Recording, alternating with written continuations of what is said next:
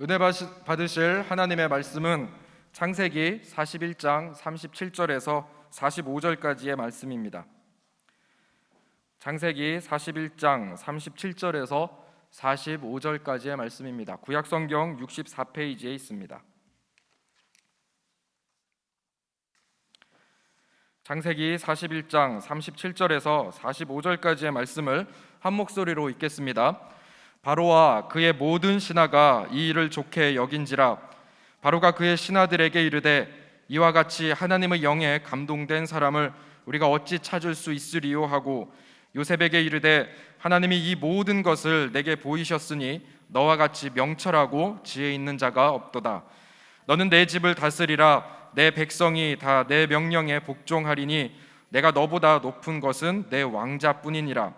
바로가 또 요셉에게 이르되 내가 너를 애굽 온 땅의 총리가 되게 하노라 하고 자기의 인장 반지를 빼어 요셉의 손에 끼우고 그에게 세마포 옷을 입히고 금 사슬을 목에 걸고 자기에게 있는 버금 수레에 그를 태우매 무리가 그의 앞에서 소리 지르기를 엎드리라 하더라. 바로가 그에게 애굽 전국을 총리로 다스리게 하였더라.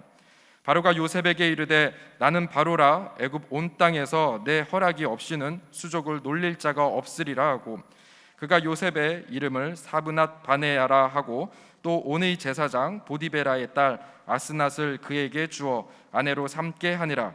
요셉이 나가 애굽 온 땅을 순찰하니라. 아멘. 저는 오늘 창세기 41장 말씀을 중심으로 하나님의 영에 감동된 사람이라는 제목으로 하나님 말씀 나누기 원합니다. 같이 한번 해보실까요? 하나님의 영에 감동된 사람. 하나님의 영에 감동된 사람들이 바로 오늘 예배에 찾아오신 여러분인 줄 믿습니다. 사람이 제일 섭섭할 때는 언제냐면 내가 열심히 봉사를 하거나 다른 사람을 위해서 선행을 했는데 아무도 몰라줄 때가 섭섭합니다. 이 교회 생활도 마찬가지입니다. 다른 마귀는 별로 무섭지가 않은데 이 세상에서 제일 무서운 마귀가 있습니다. 바로 섭섭마귀라고 합니다. 이 섭섭마귀 어떻게 쫓아낼 수 있을까요? 성령이 충만하면 섭섭마귀가 내 마음에 들어오지 못합니다. 요셉이라고 하는 젊은 청년의 삶이 창세기가 1장부터 50장인데요 무려 37장부터 50장 후반부는 전부 다 이 요셉에 관련된 이야기가 적혀져 있습니다. 왜 그럴까요? 요셉은 예수님을 예표하기 때문에 그렇습니다. 요셉의 삶은 한마디로 성령 충만한 삶이었습니다. 그가 술을 담당하는 장관하고 떡을 담당하는 장관의 꿈을 해석해 줬습니다. 자, 이제 당신이 복직이 되고 승진하고 다시 왕 앞에 나가게 되면 나는 좀 잘못한 게 없으니까 나를 좀 감옥에서 다시 빼내 주십시오. 억울하게 제가 이렇게 감옥에 와 있습니다 라고 요셉이 얘기를 했습니다. 그런데 사람은요 잘 나가고 높이 올라가면 과거의 일을 까먹습니다. 올챙이하고 개구리하고 사실은 똑같은 거 아니겠습니까? 개구리는 올챙이 척을 까먹을 때가 많이 있습니다. 이 장관도 자기가 요셉의 도움을 통해서 복직됐다는 것을 까먹고 있었습니다. 그런데 갑자기 하나님은 인간은 까먹을지 모르지만 하나님은 절대로 잊어먹는 분이 아니십니다. 다 기억하시고 사람들의 선행을 축복해 주시고 다시 하나님의 한량없는 은혜를 쏟아 부어주는 줄 믿습니다.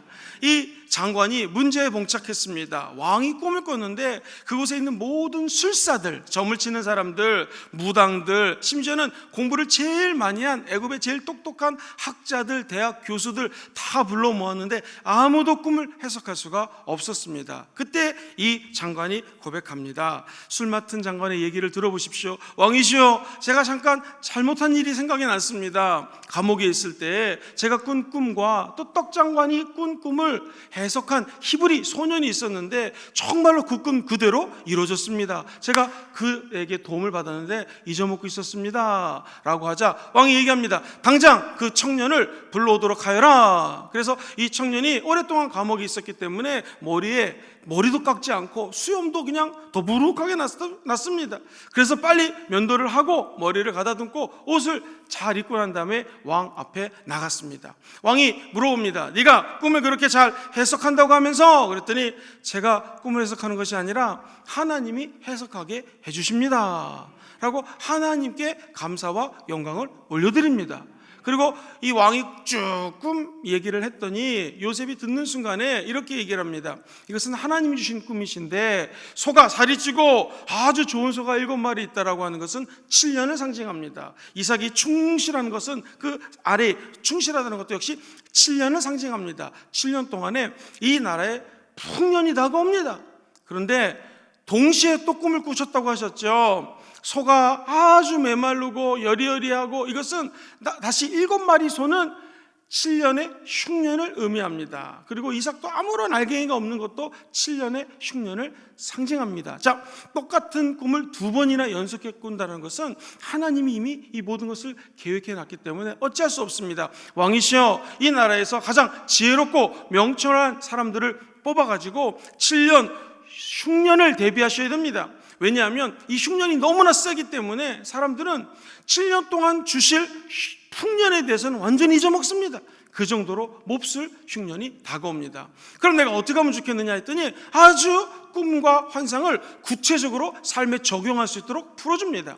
왕이시여, 이제 7년 동안은 그동안 고대 근동에 이 세금이 10분의 1이에요. 10% 세금을 받으셨는데 이제 5분의 1, 즉 20%의 세금을 받으셔가지고 쌀과 세금을 차곡차곡 쌓아 놓으셨다가 흉년이 다가오면 이제 사람들에게 풀어주시면 됩니다. 그랬더니 왕이 이 얘기를 듣고는 너무나 기뻤습니다. 그리고 이 소년을 총리로 자리를 앉힙니다.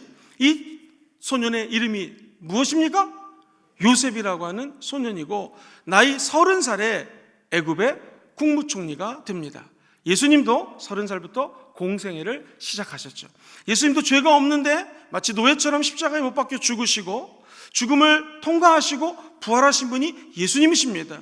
요셉도 그 어려운 시기들을 잘 돌파를 하고 이제 총리로서 꿈을 펼쳐나가게 되었습니다. 우리에게는 어떤 어려움과 힘듦과 고통이 있다 할지라도 살아 역사하시는 성령님을 의지하시게 되기를 주의 이름으로 축원드립니다.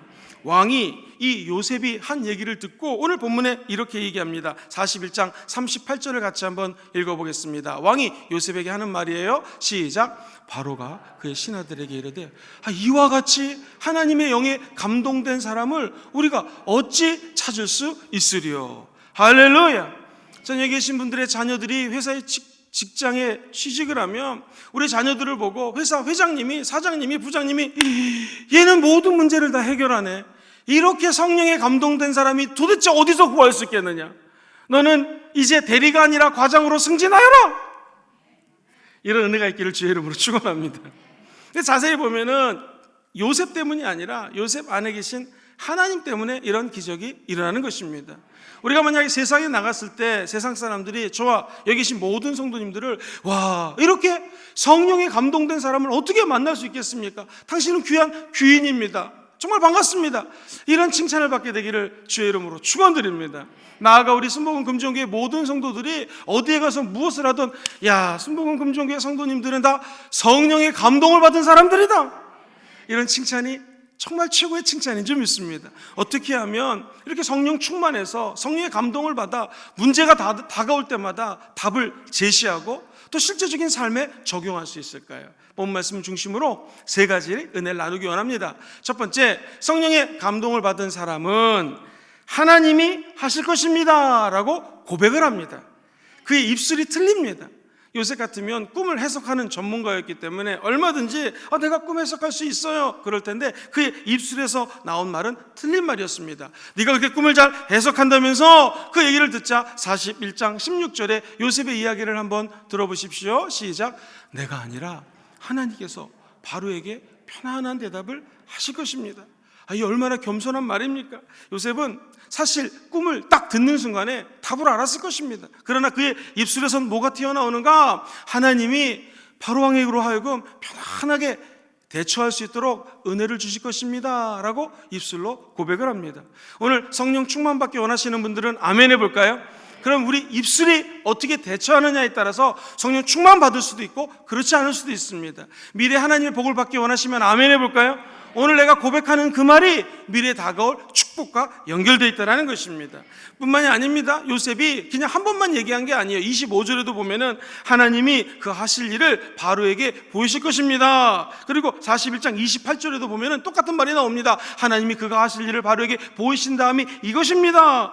요셉은 범사에 하나님이 하실 것입니다 라고 이야기를 합니다. 여러분 지금 혹시 근심과 걱정과 기도 제목이 있습니까? 정답 알려드리겠습니다. 하나님이 그 문제를 해결해 주실 것입니다. 마음속에 있는 질병과 육신의 곤고함이 있습니까? 정답, 하나님이 치료해 주실 것입니다. 치료하지 않는다 할지라도 입술로 고백하셔야 돼요. 그리고 우리가 가능하면 손으로 하나님 말씀을 적는 것도 굉장히 중요합니다. 해운대 교회 한 집사님이 몸이 아파서 신방을 갔습니다. 성령님이 감동을 주셔서 집사님, 저가 채찍에 맞음으로 나음을 입었습니다. 그 성경 구절을 계속 쓰면서 입술로 고백하세요. 그랬더니 이분이 몸이 아픈데 목사님 별 숙제를 다 시키는구나 하면서 A4 용지를 꺼내서 그 말씀을 적기 시작했습니다. 그런데 놀라운 일이 생기더라는 거예요. 몸이 아파서 적기 시작했는데 적는 순간에, 말을 하는 순간에 아픔이 사라지더라는 것입니다. 그렇습니다. 우리가 하는 모든 일들은 하나님이 행하시는 것입니다. 우리 하나님은 구원을 행하십니다. 치유도 행하십니다. 그리고 우리 같은 부족하고 연약한 자들에게도 성령을 부어주셔서 성령 충만한 인생을 살게 도와주십니다. 궁극적으로 하나님의 영에 감동된 사람으로 이 땅에 살아갈 수 있는 은혜의 길을 제공해 준다는 것입니다. 사랑하는 성도님들, 우리 예수님께서 기도를 가르쳐 주실 때에 주기도문에 보면 우리 예수님의 진리가 이렇게 선포됩니다. 뜻이 하늘에서 이루어진 것 같이 땅에서도 이루어지이다. 여러분, 하나님이 이 땅에서 하나님의 뜻을 이루기 원하십니다. 무엇을 통하여 이루기 원할까요? 우리 입술의 고백을 통하여 이루기를 원하십니다. 사람들이 예수님에게 더러는 나에게 선지자라고 하고 엘리야라고 하고 위대한 사람이라고 하는데 너는 나를 누구라 하느냐 그랬더니 이 성격이 제일 급한 성이 벳입니다. 이름이 뭐죠? 드로입니다. 합치면 베드로가 태어나왔습니다. 예수님은 살아계신 하나님의 아들이십니다. 이렇게 얘기를 했습니다. 그랬더니 예수님 너무나 기뻐가지고 바요나 시몬아 복이 있도다. 이를 알게 하는 것은 네가 아니라 하늘에 계신 아버지다 하면서 그 베드로의 입술의 고백을 축복하면서 내가 너의 이름을 베드로라니 반석이라 바꿔주면서, 반석은 Rock of Salvation이라고 그래가지고 구원의 반석으로 바꿔주면서 이 반석 위에 교회를 세우리니 음부의 권세가 틈타지 못할 것이다. 그러면서요, 하나님 앞에 주는 그리스도시요 살아계신 하나님의 아들입니다 라고 입술에 고백 한번 했는데 갑자기 베드로에게 천국 열쇠를 주십니다. 이 땅에서 풀면 하늘에서도 풀릴 것이요, 이 땅에서도 묶어버리면 하늘에서도 묶어버릴 거라는 것입니다. 저 여러분들이 이 땅에서 복음을 입술로 풀어야 됩니다. 우리 입술로 감사를 선포하셔야 됩니다. 하나님이 하실 것을 입술로 이 땅에서 풀어놓으셔야 됩니다. 그럼 하늘에서도 풀리는 역사가 나타나는 거예요. 이 땅에서 마귀의 권세를 입술로 묶으셔야 됩니다. 정확히 하면 예수 그리스도의 보혈과 예수의 이름으로 원수마귀는 묶일지어다. 그럼 저 하늘에서도 공중 권세 잡은 어둠의 영들이 묶여버린다는 것입니다.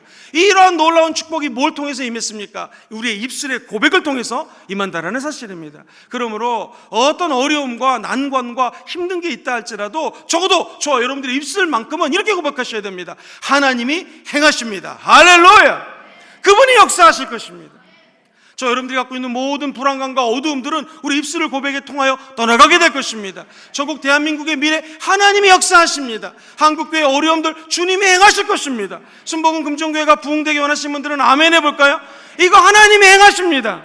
우리의 입술대로 고백하면 그대로 이어진다는 것입니다.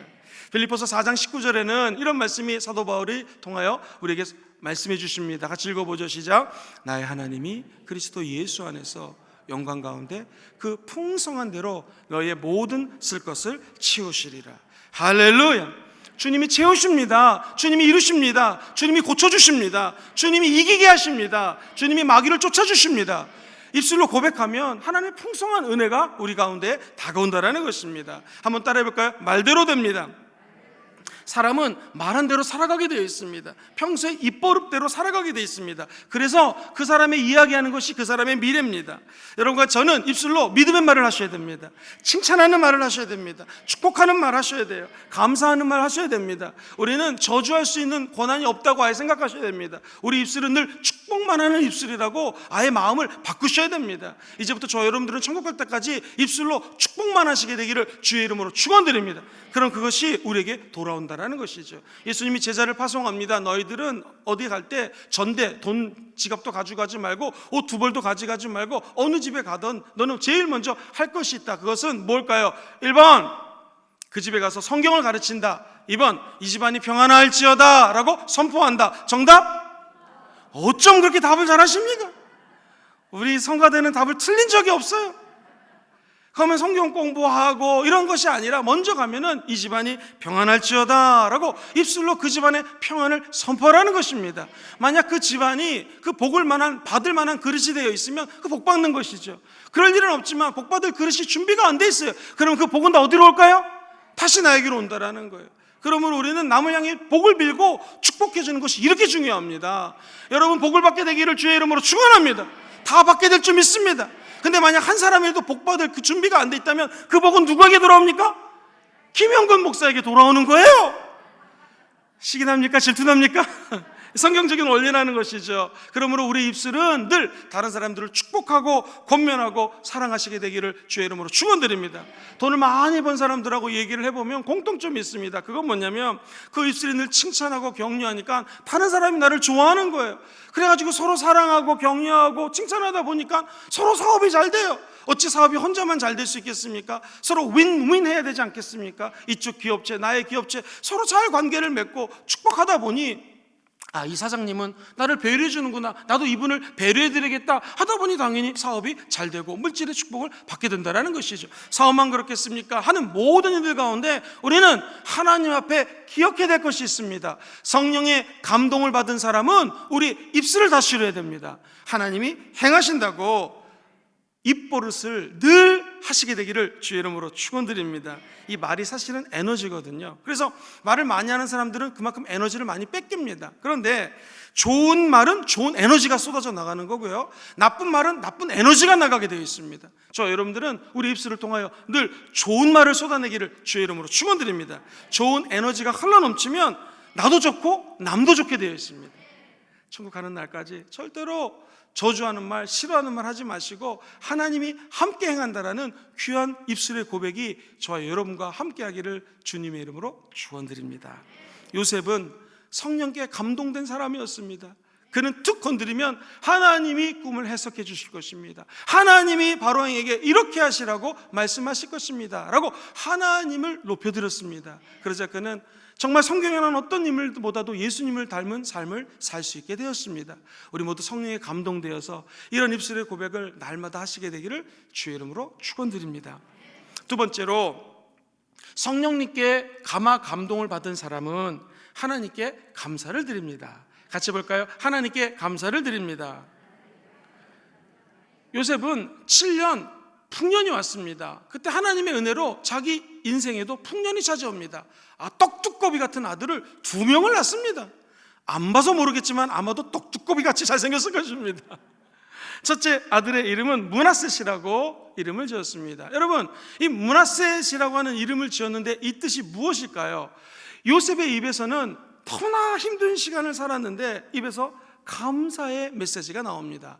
같이 한번 41장 51절을 읽어보겠습니다. 므낫셋이란 아들의 이름입니다. 시작. 하나님이 내게 모든 고난과 내 아버지의 온 집 일을 잊어버리게 하셨습니다.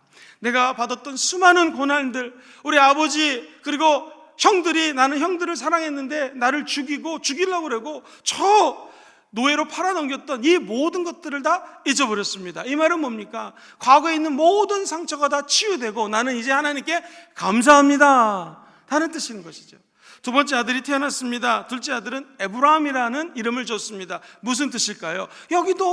여기에서도 우리는 요셉의 위대한 분을 발견하게 됩니다. 그의 입술에서 나오는 아들의 이름의 뜻은 52절 말씀입니다. 같이 한번 읽어보겠습니다. 시작. 하나님이 나를 내가 수고한 땅에서 번성하게 하셨다 함이리라. 이 말은 무엇입니까? 13년의 종살이, 그리고 지긋지긋한 그 감옥에서의 수감 생활, 이 모든 것들을 하나님께서 해결해 주셨습니다. 그러므로 하나님께 감사합니다 라고 고백하는 것입니다. 사랑하는 성도님들, 아무리 어려운 일이 있다 할지라도 하나님께 감사하시고 찬양하고 영광을 올려드리면 우리 안에 있는 상처들이 없어지게 된다는 것입니다. 하나님의 영에 감동된 사람의 특징은 무엇일까? 누구에게나 다 상처가 있습니다. 누구에게나 아픈 기억이 있습니다. 우리는 이것을 치료할 수 있는 방법을 어디서 찾을 수 있겠습니까? 그것은 하나님 앞에 감사하면 내 안에 있는 상처들은 치유된다는 것입니다.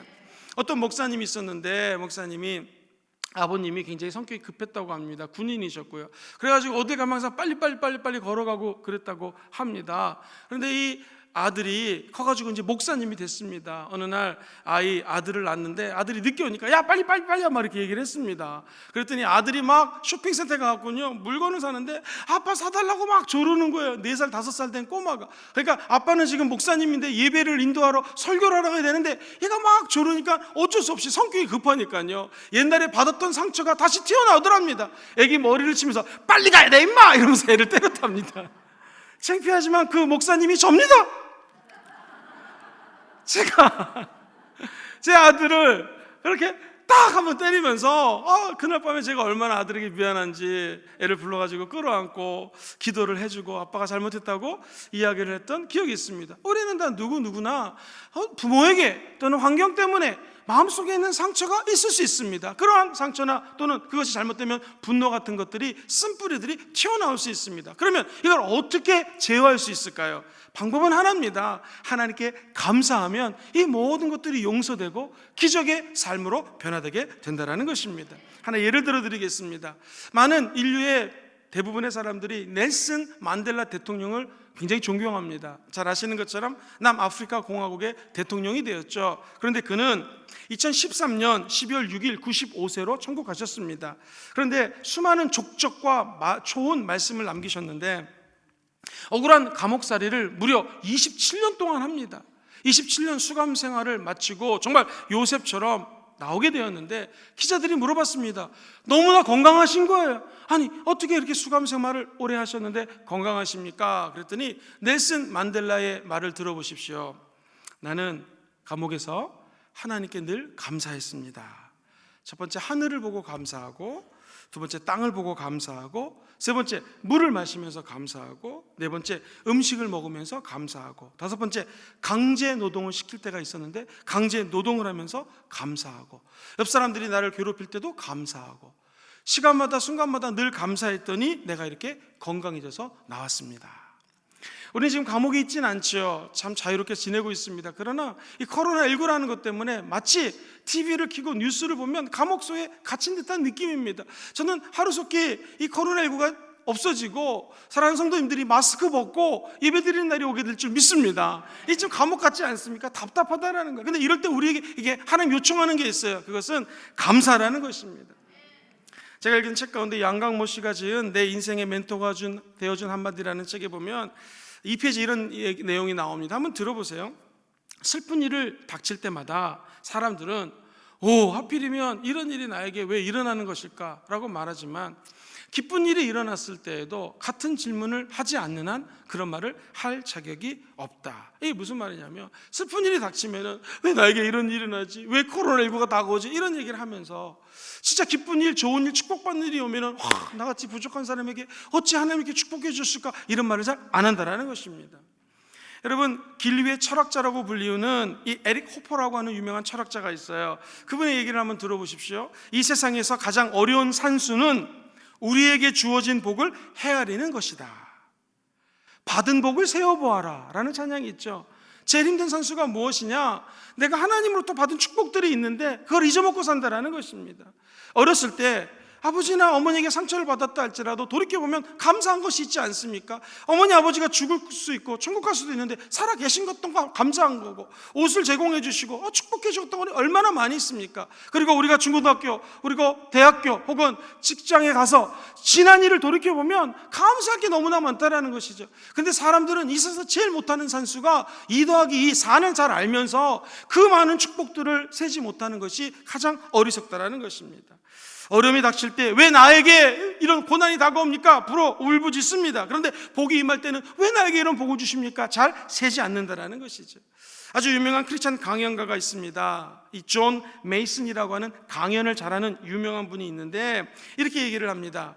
자기가 받은 것에 대해서 감사할 줄 모르는 사람은 자기가 앞으로 받게 될 것에 대해서도 감사하지 않을 것이다. 자, 이 말의 핵심은 무엇입니까? 저와 여기 계신 성도님들이 요셉과 같이 칠흑 같은 어둠이 있다 할지라도 돌이켜보면 감사할 게 있다라는 것이죠. 그 감사할 것을 생각하고 하나님 앞에 고백하고 영광을 돌리면 앞으로 미래에도 이 감사가 계속 펼쳐진다는 것입니다. 그러므로 오늘 이 아침에 우리가 다짐해야 될 것이 있습니다. 하나님 아버지, 내가 내 입술이 요셉처럼 감사가 끊이지 않게 도와주시옵소서. 감사는 무엇인가? 받은 복을 헤아릴 줄 아는 능력이 감사입니다. 감사는 무엇인가? 앞으로 받을 복을 믿고 지금 오늘 감사하는 것입니다. 아니, 그리하시 아니하실지라도 감사하는 게 진짜 감사입니다. 뜨겁게 7배나 뜨거워진 풀무불에 들어가게 됐습니다. 아니, 나는 여기 들어가도 우리 예수님이 나타나서 도와줄 걸 믿습니다. 할렐루야. 그러므로 감사합니다. 그런데 그리하지 아니하실지라도 나는 감사합니다. 사자굴에 들어가게 됐습니다. 사자굴에 들어가면 하나님 날 건져줄 걸 믿습니다. 그런데 그리하지 아니하실지라도 나는 감사합니다. 이게 진짜 감사 아니겠습니까? 전 여기 계신 모든 분들이 미래에 하나님의 축복을 받아 누리게 될 줄 확신합니다. 그런데 그리하지 아니하실지라도 오늘 감사하면 우리 미래는 기적으로 연결된다는 것이죠. 그러므로 깨알 만한 거, 조그만 것도 하나 감사하십시오. 하나님, 내 악에 사마귀가 난 거 감사합니다. 그래도 두드러기가 안 난 거 감사합니다. 이런 종류죠. 안 되는 것 같지만 조그만 것도 감사하고 나쁜 것도 감사하고 더 잘 될 걸 믿고 감사하면 우리 인생에도 요셉처럼 쨍하고 해뜰 날이 돌아오게 될 줄 믿습니다. 쨍하고 해뜰 날, 이거 많이 듣던 가사인데, 우리 예수 믿는 사람들은 성령이 역사하면 감화 감동을 받게 되고요, 아무리 어두운 인생을 걷는다 할지라도 감사 때문에 정말로 찬란한 하나님의 빛을 체험하는 기적이 임하게 될 것입니다. 감사가 그치면 마음은 지옥이 됩니다. 마음이 지옥이 되면 삶은 어둠 속에 갇혀 들어가게 됩니다. 진짜 감옥에 들어가는 것이죠. 반대로 감사가 흘러넘치면 우리는 천국보다 더 밝은 광명한 하나님의 영광을 체험하게 될 것입니다. 오늘 집에 가셔서 A4 용지를 한번 꺼내 보셔서요, A4 용지에다가 그냥 아무 노트에다가 그동안 하나님께 감사한 것을 한번 적어 보십시오. 제가 목회자 세미나 가면은 항상 목사님들이 이걸 시킵니다. 한 20분 시간을 드리고 찬양을 반주하게 한 다음에 목사님들에게 지금까지 사역하시면서 감사한 거 있으면 적어 보십시오. 그랬더니 80 가까이 된 원로 목사님께서 세상에 20분 동안요, 제 기억에 거의 100개 가깝게 90 몇 개를 적으신 거예요. 글씨도 예쁘게 쓰시는데 너무 빨리 적으신 거예요. 이 목사님께 앞에 나와서 한번 읽어보라고 했더니 정말 모든 목사님 다 울었습니다. 내가 목회의 길을 끝까지 달려가 나갈 수 있던 거 감사. 아들이 하나가 천국 갔는데 천국 먼저 간 것도 감사.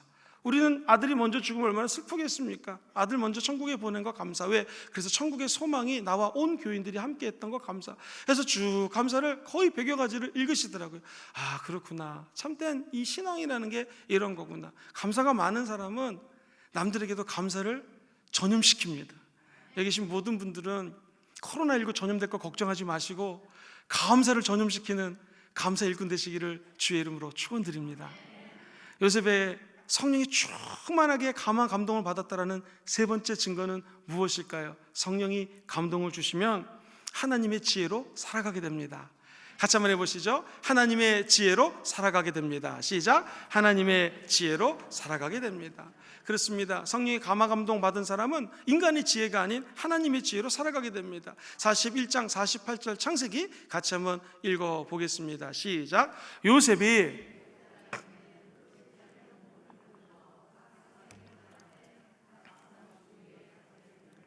그 성중에 저장하며 7년의 풍년을 맞이했던 요셉은 정말 계획했던 대로 차곡차곡 모든 일들을 실행에 옮깁니다.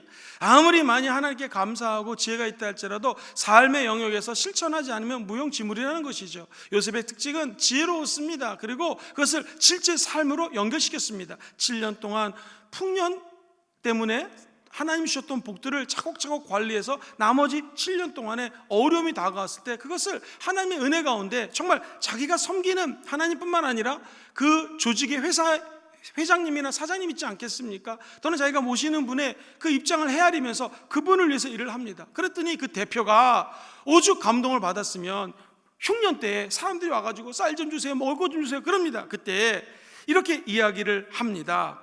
요한복음에 보면 이런 말이 나옵니다. 제가 한번 읽어드리겠습니다. 나에게 갖고 오는 모든 것들을 너 걱정하지 말고 내가 부리는 요셉에게 가지고 가라. 그러면 요셉이 알아서 너에게 베풀어 줄 거다라고 얘기를 합니다. 이 얼마나 큰 영광입니까? 왕에게 와가지고 먹을 거 없습니다 했을 때, 야 나한테 하지 말고 요셉에게 내가 모든 걸 맡겼으니까 글로 가라. 그러면 다 먹을 것을 줄 거다라는 것입니다. 이것은 우리가 알고 있는 바로 리더십에서 델리게이션이라는 말을 씁니다. 위임이거든요. 왕이 모든 권한을 다 요셉에게 위임했다라는 거예요. 위임하려면 세 가지가 있어야 돼요. 첫째, 이 사람을 믿어야 됩니다. 능력이 탁월해야 돼요. 세 번째, 융통성이 있어야 돼요. 플렉서블이라고 그러거든요. 이 융통성이 있게 일을 하기 때문에 맡기는 것이지, 안 그러면 왕은 이 사람에게 일을 맡기지 않을 것입니다. 자, 요셉은 탁월했습니다. 지혜가 있었습니다. 그래서 왕에게 찾아간 모든 사람들이 자기에게 와서 쌀을 달라고 했을 때 지혜롭게, 융통성 있게 모든 것들을 지혜롭게 행했다라는 것이죠.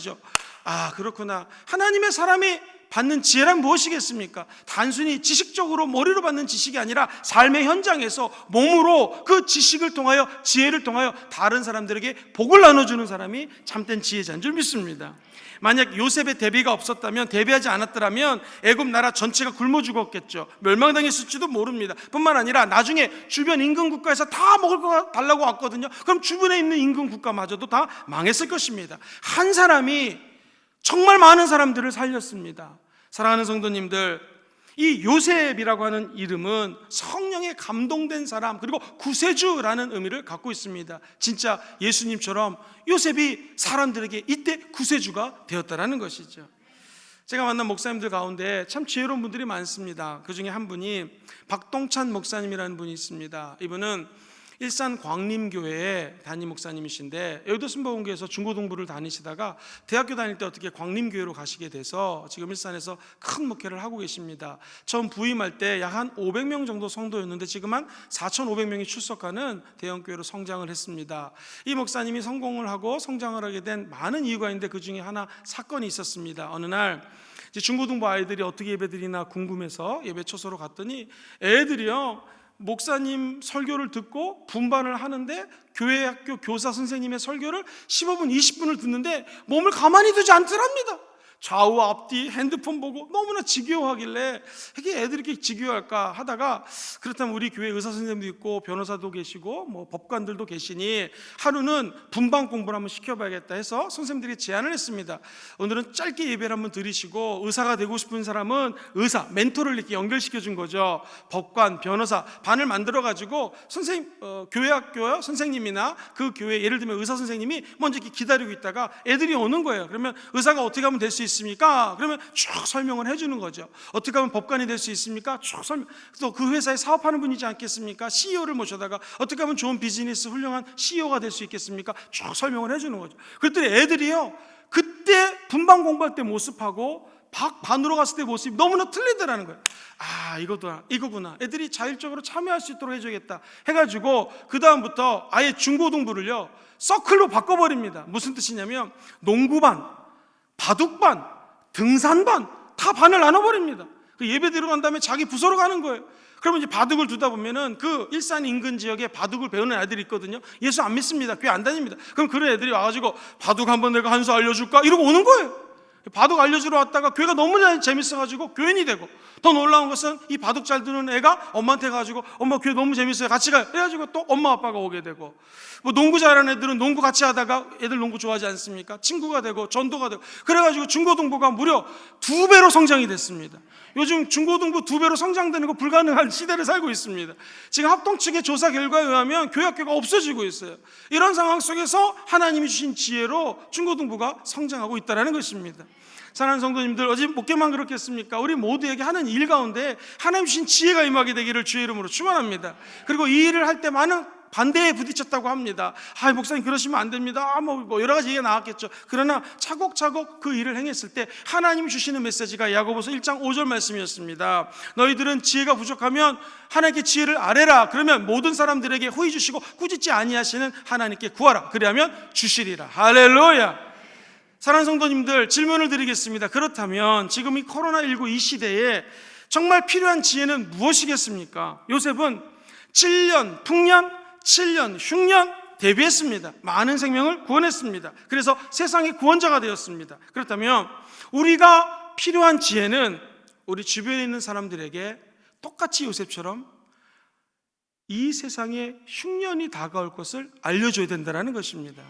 지금은 결혼하고 아내를 얻고 남편을 얻고 물건을 사고, 사실 코로나19라고 하지만 이 앱으로 배달하는 업체들은 너무나 성황을 누리고 있다고 합니다. 다 지금은 이런 것에 몰두하고 있고 바쁘고 지내고 있습니다. 그러나 영적으로 보면 코로나19 가운데 혹은 지금 사람들이 풍년처럼 사는 것 같지만 언젠가는 영적인 흉년이 온다는 것을 알려줘야 됩니다. 아니, 그 영적인 훈련을 대비시켜야 됩니다. 여러분, 이제 곧 주님이 오십니다. 마지막 때를 우리가 살고 있습니다. 그렇다면 이 풍년도 곧 끝난다면 저 여러분들이 이 구원의 방주로 사람들을 올 수 있도록 인도해야 됩니다. 단순히 전도가 중요한 게 아닙니다. 다가올 영적인 흉년의 날을 준비하고 대비해야 된다는 것입니다. 어떻게 할 수 있겠습니까? 성령의 감동되면 이러한 능력을 받아서 우리 스스로 대비하게 될 줄 믿습니다. 뿐만 아니라 요셉 때문에 수많은 사람들이 인생의 흉년을 다가왔을 때 먹을 것을 얻었던 것처럼 앞으로 영적인 흉년의 사건들이 터진다면 사랑하는 우리 성도님들 때문에 수없이 많은 사람들이 남산, 금정구, 부산, 그리고 경상남도, 경상북도, 나아가 전국과 전 세계에 있는 사람들이 여러분 때문에 영적으로 먹고 사는 기적이 임하게 될 줄 믿습니다. 양식은 말씀 아니겠습니까? 우리가 이렇게 나와 기도하고 말씀을 차곡차곡 준비하고 예비하고 대비하면 언젠가 저 여러분들 통하여 기적이 일어나게 될 것입니다. 그 성령의 충만한 은혜가 우리 삶에 함께 하시게 되기를 주의 이름으로 축원드립니다. 말씀을 정리하겠습니다. 이 영적인 세계에 대해서 요한복음 3장 36절은 이렇게 얘기를 해요. 같이 한번 읽어보겠습니다. 시작. 아들을 믿는 자에게는 영생이 있고 아들에게 순종하지 아니하는 자에게는 영생을 보지 못하고 도리어 하나님의 진노가 그 위에 머물러 있느니라. 사람들로 하여금 다가올 심판과 멸망을 대비하도록 복음을 전하는 사명자들이 되기를 주의 이름으로 축원드립니다.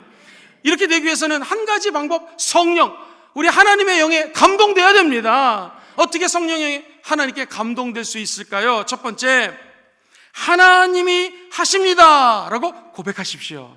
두 번째, 일이 안 될 때 감사하시고 잘 될 때 감사하시고 어찌됐건 하나님께 감사를 드립시다. 마지막 세 번째, 우리의 지혜 가지고 살 수 없사오니 하나님의 지혜로 살아가시게 되기를 주의 이름으로 축원합니다. 성령 충만함이 답이 될 것입니다.